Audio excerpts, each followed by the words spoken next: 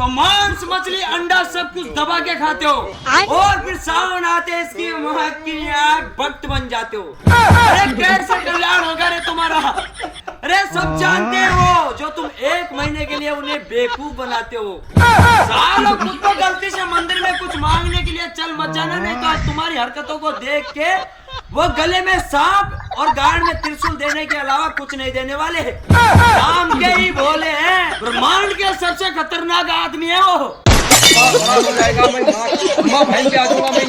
तो कहते हैं कि सावन के महीने में भगवान भोले से जो कुछ तुम मांगोगे तो भगवान भोले जी जरूर देते हैं। तो मेरा तो यही कहना है इसकी माँ क्या जिसकी शादी नहीं हुई वैसा वो प्रेम पत्र को छोड़ के बेल पत्र पर ध्यान दे। क्या पता भोले जी खुश हो जाए और तुम्हें इस साल इसकी बहन की कोई बाबू बोलने वाले मिल जाए।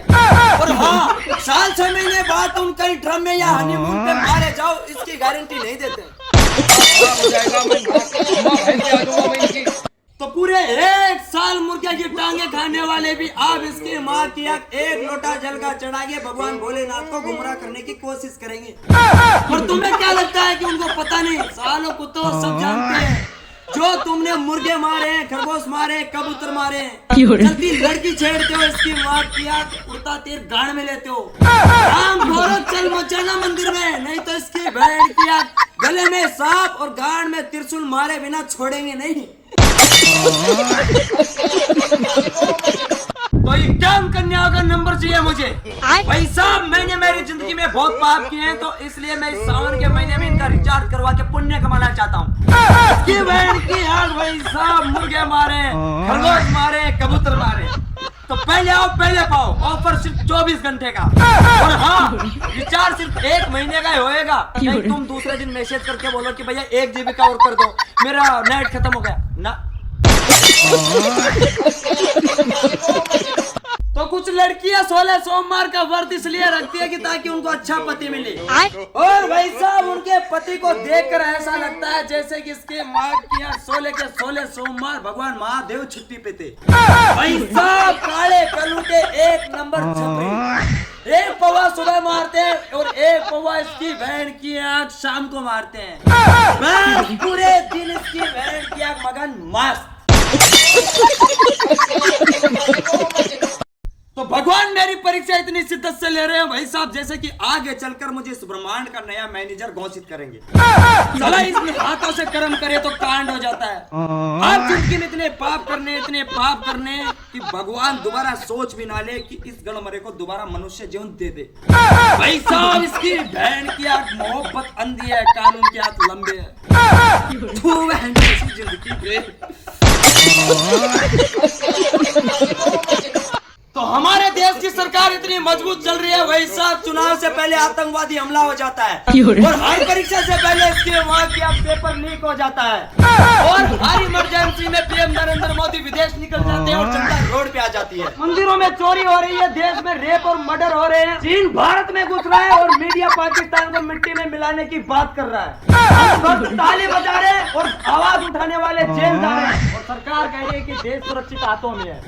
अगर ऐसा ही चलता तो वो दिन दूर नहीं है जिस दिन नरेंद्र मोदी खुद कहेगा कि भाई और बहनों 2 किडनी का क्या करोगे, देश आर्थिक संकट में है इसलिए एक दान कर दो। तो मेरा मौसम विभाग वालों से हाथ जोड़ के रिक्वेस्ट है कि ये जो बादल दिख रहे हैं इनको जब चाहे जैसे चाहे जहाँ चाहे बरसने दे। ये बार बार रेड अलर्ट जारी करके इनका खोपड़ा खराब ना करे, इनकी गांड में उंगली ना करे। हर 10 मिनट में अगले 3 घंटों में डिडवाड़ा को चमन करौली सवाई माधोपुर में भारी बरसात और ओलेबारी की गिरावट और 100 की स्पीड में आंधी तूफान। साले तुम ऐसे अलर्ट देते हो जैसे कि इनके वहाँ क्या इन बादलों से तुम युद्ध लड़ने की तैयारी कर रहे हो। तो इसके माँ की याद में एक ऐसा व्हाट्सएप ग्रुप बनाने जा रहा हूँ जिसमें केवल भंडारे की जानकारी दी जाएगी। हाँ मेरे दोस्त, इसकी बहन की आज भंडारे का सीजन चालू होने वाला है। तो जो भी मेरे भाई बंधु इस ग्रुप में शामिल होना चाहता है वो जल्दी जल्दी अपना नाम और व्हाट्सएप नंबर कमेंट में डाल दे। और लड़कियां इस ग्रुप में किचन का काम करेगी तो जल्दी जल्दी आइए, ऑफर सिर्फ 24 घंटे का। तो पता नहीं इसकी माँ की आग हम कैसे बनते जा रहे हैं मेरे दोस्त।